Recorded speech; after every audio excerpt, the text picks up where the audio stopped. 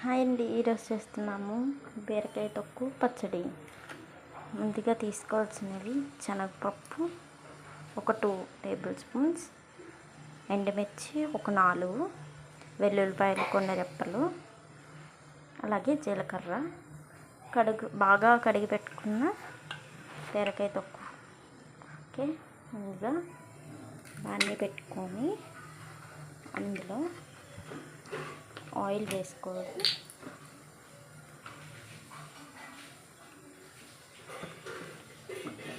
ఇలా కొంచెం స్ప్రెడ్ చేసుకుంటే ఓకే. ఇందులో ఫస్ట్ శనగపప్పు వేసుకుందాం.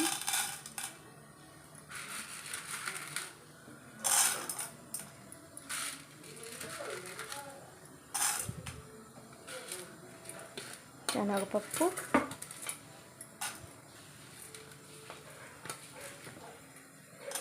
వెల్లుల్లి,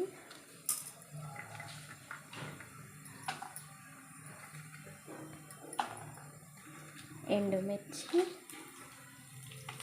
జీలకర్ర ఇలా వేసుకొని ఒక 2 మినిట్స్ ఫ్రై చేసుకోవాలండి. ఇదిగోని చూసారా, ఇలాగ దోరగా ఫ్రై అయిన తర్వాత, అది ఎక్కువ ఫ్రై అయితే కొంచెం చేతిలా వస్తుందండి. ఇలా దోరగా ఫ్రై చేసుకోవాలన్నమాట. ఫ్రై చేసుకున్న దాంట్లో ఈ పిండిని కొంచెం వేసుకొని ఇంకో 5 మినిట్స్ ఫ్రై చేసుకున్న తర్వాత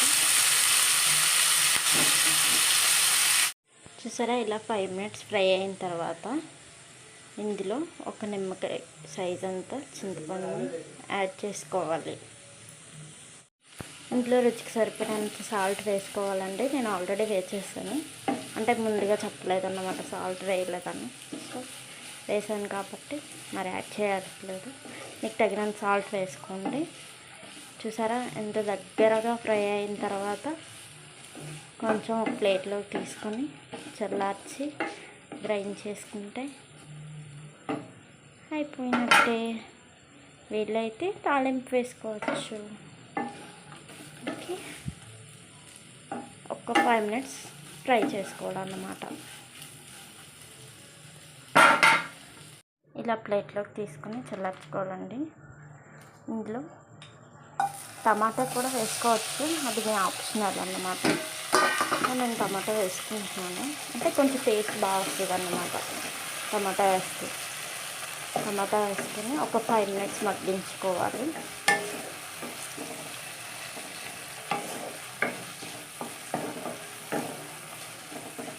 మగ్గిపోయిన తర్వాత ఇందులో పైన తక్కువ ఉంటుంది కదండి, అది వచ్చినంత వరకు మగ్గపెట్టుకోవాలి. పైన మంచి అంటే తొక్క చేస్తే సరిపోతుంది. దీనికి బాగా మగ్గిపోయిన తర్వాత ఇది చల్లార్చుకొని రెండు కలిపి మిక్స్ చేసుకుంటే రెడీ. ఒక 5 మినిట్స్ రెస్ట్ తీసుకుందాం. ఇదిగో చూసారుగా, ఇలా పీల్ అనేది, అదే తొక్క అనేది వేరే అయిపోవాలన్నమాట. సో ఇదైతే ఫ్రై అవుతుందండి. ఇంకా ఇది కూడా చల్లార్చేసి మిక్సీ వేసేసుకుందాం. ఇదిగోండి, ఇలా మెత్తగా గ్రైండ్ చేసుకోవాలన్నమాట. నేనైతే తాలింపు వేసేస్తున్నానండి. తాలింపు వేసేసుకొని కొంచెం తాలింపు కొంచెం స్మెల్ వచ్చినంత వరకు ఉంచాలన్నమాట.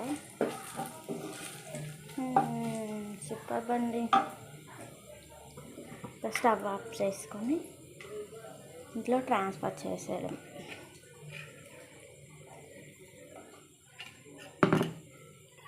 ఇదిగో చూసారా, ఇంత నోరూరించి గోంగూర పచ్చడి. Thank you for watching. ఎంతో నోరించి బీరకాయ తొక్కు పచ్చడి రెడీ.